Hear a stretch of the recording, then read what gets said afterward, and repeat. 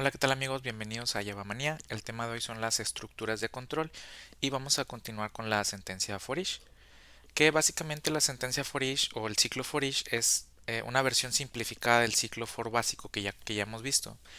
Este tipo de ciclo for fue diseñado específicamente para iterar sobre arreglos y colecciones de objetos. Y esta es la estructura del ciclo for each. Tenemos la palabra reservada for, seguido de los paréntesis, que son requeridos, y a continuación vamos a tener el contenido de este ciclo for, que consta de dos secciones. La del lado izquierdo, que va a ser un tipo de dato o la declaración de un tipo de dato que sea compatible con la colección o arreglo que vamos a iterar. Y del lado derecho vamos a tener la colección o arreglo que estamos iterando. Para que sea compatible con este ciclo for each, la clase que nosotros estemos iterando tiene que ser o tiene que implementar la clase iterable. Las listas, los sets, etcétera, que son los más comunes, pues implementan esta clase o esta interfaz iterable. Y pues también los arreglos. Los arreglos pues también vamos a poderlos iterar dentro de este ciclo for each. Después de esta parte tenemos los curly braces que van a ser opcionales. Solamente si tenemos una sentencia, pues vamos a poder omitirlos. Si tenemos más de una sentencia, entonces van a ser obligatorios para poder agrupar este conjunto de sentencias, como ya hemos visto en otros tipos de ciclos. Em, Como ya les había comentado, pues se compone de dos secciones. El lado derecho debe ser el arreglo o la colección que implementa iterable. Y del lado izquierdo, pues debe ser una declaración de una instancia de una variable cuyo tipo sea compatible con este arreglo o colección. ¿Qué quiere decir esto? Si nosotros tuviéramos aquí, por ejemplo, un arreglo de tipo integer, pues nosotros podríamos tener de este lado, en el data type, un arreglo o una instancia tipo integer, una instancia tipo number, una instancia tipo object incluso, mientras sea compatible con este tipo de colección, es decir, que yo cualquier elemento individual de esta colección lo pueda asignar a este tipo de dato, pues vamos a estar bien, ¿vale? Ahora bien, esta parte o esta sección no es parte del scope del examen, sin embargo es más como cultura general o algo de información extra. Básicamente lo que hace Java al momento de compilar nuestro código es que convierte este ciclo for each en una versión del ciclo for regular o básico que conocemos. Entonces el ciclo for each es más que nada para el desarrollador que pueda tener una versión más simplificada de una estructura for que por lo general llega a ser repetitivo este tipo de situaciones en las que ocupamos solamente iterar desde el primer hasta el último elemento y solamente hacer alguna impresión o algún procesamiento. Entonces, para poder simplificarlo, pues por eso podemos utilizar este ciclo for each. Pero en tiempo de compilación, lo que Java hace es básicamente una conversión de este ciclo for, que nosotros tenemos por aquí un arreglo de strings, donde tenemos Luis, Pedro y María. Y luego tenemos nuestro ciclo for each, donde tenemos la declaración del string de tipo, con la variable name. Básicamente, en cada iteración de este ciclo for, este name va a tener la instancia de la eh, elemento individual de esta iteración que estamos haciendo de names. Y aquí básicamente lo que estamos haciendo es imprimiendo el nombre de cada uno de los elementos de este arreglo de strings. Y vamos a imprimir en este caso Luis, Pedro, María. ¿Vale? Lo que haría Java en tiempo de compilación, pues es básicamente hacer la conversión de esto a esto, que es básicamente desde el elemento cero hasta el elemento al final del elemento o el final de la colección y vamos iterando uno por uno y más más. Aquí lo que hace es que declara una variable donde va a estar almacenando este elemento individual y luego ya tiene pues todas las sentencias que nosotros hayamos puesto. Entonces, básicamente no es exactamente esta forma en como lo haría Java ya en el momento de que lo compile, pero para que nos demos una idea sería algo similar a esto. Para los objetos que implementan Iterable hay una conversión similar, porque pues por eso nos obliga Java o por eso solamente podemos utilizar arreglos u objetos que implementen Iterable. ¿Por qué? Porque cuando hace la compilación hace una conversión similar también. Aquí en este caso estamos creando una lista de enteros y le estamos agregando dos valores, que en este caso sería el uno y el 2.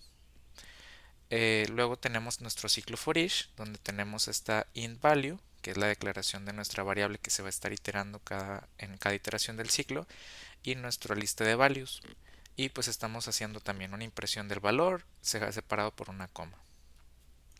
Lo que haría Java al momento de que se compila es que haría alguna conversión algo similar a esto. No es exactamente como lo haría, pero es algo similar.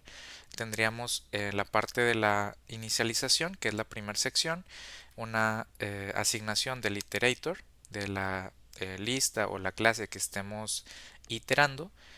eh, y en la sección condicional pues tendríamos este hasNext. Y en la sección de actualización no tendríamos nada. Ahorita vamos a ver por qué. ¿Por qué es importante que tengan este iterable? Porque ellos son los que van a tener estos valores o estas funciones, mejor dicho, el iterator, el hasNext, pertenecen a esta interfaz iterable. Es por eso que solamente estos tipos de clases que implementen esta interfaz pues van a ser compatibles, porque si no, pues no tendríamos estas funciones y Java pues no podría hacer esta conversión. Entonces aquí tenemos inValue igual a i.next. Lo que hace el método next básicamente es asignar el valor que está actualmente apuntando este iterador y mover el index del iterador al siguiente elemento. Posteriormente pues continuamos con la misma instrucción que teníamos aquí de imprimir el valor.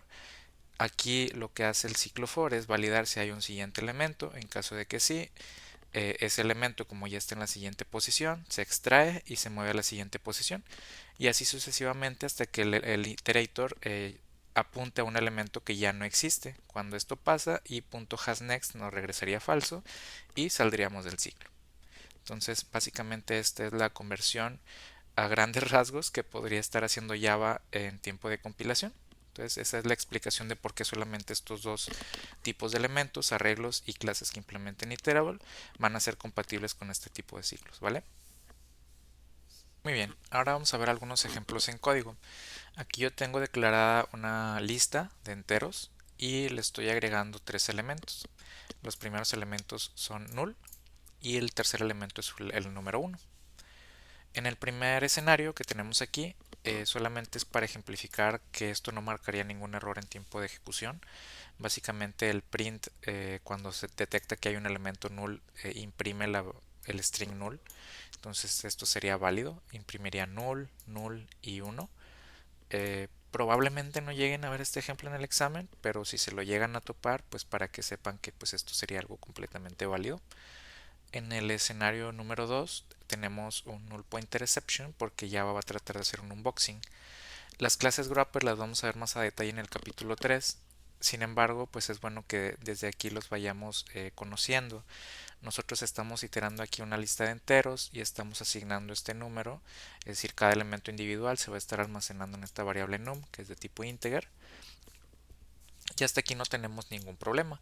El problema es cuando nosotros tratamos de usar esto con una variable int primitiva, por ejemplo. Ahí es cuando Java trata de hacer un unboxing del elemento. ¿Qué es este unboxing? Pues no es más que la extracción del elemento primitivo del objeto integer para poder asignárselo a la variable int x, que es de tipo primitivo. Recordemos que las variables primitivas no admiten valores nulos. Entonces lo que Java tiene que hacer aquí es extraer este elemento primitivo que está dentro de int, de esta variable num, y asignárselo a x. Sin embargo, como el primer elemento de nuestra lista es null, pues aquí lo que va a pasar es que va a tratar de hacer el unboxing, pero como apunta a null, pues va a lanzar un null pointer exception, porque pues la referencia no está apuntando a null, no a un objeto. Entonces ahí es por eso que aquí marcaría un error en tiempo de ejecución. En el escenario número 3, de igual manera lanzaría un null pointer exception si la referencia de la collection es nula, o la collection o el arreglo, ¿no? Entonces aquí tenemos una lista cadenas que está apuntando a null. Aquí no hay ningún error en tiempo de compilación, pero si nosotros llegamos hasta este punto, aquí va a marcar un error en tiempo de ejecución porque nuestra lista cadenas es nula. Entonces pues aquí marcaría este error. No marcaría el error si nuestra lista cadenas fuera una lista vacía, que es diferente a nulo. Si nosotros tenemos un new array list, por ejemplo, eh, pues esto sería válido y aquí ya no marcaría un error. Solamente pues no iteraría o no entraría a iterar porque no tenemos un elemento siguiente. Entonces pues directamente saldría la siguiente sentencia, pero hay que tener cuidado de cuándo es nulo o cuándo está vacío. De igual manera con los arreglos, si hay un arreglo que es vacío, que no es lo mismo que nulo, pues ahí tampoco habría ningún problema. ¿Okay? En el ejemplo número 4 al tratar de hacer un unboxing de elementos null. Este básicamente es el mismo ejemplo que tenemos aquí, solamente que ya un poquito más directo. También estamos haciendo una iteración de lista integers y el elemento, en vez de que sea un integer, ahora lo estamos poniendo como un tipo dato primitivo int. Aquí lo que Java va a hacer es, de igual manera, va a intentar hacer el unboxing, solamente que lo va a intentar hacer aquí en vez de hacerlo acá.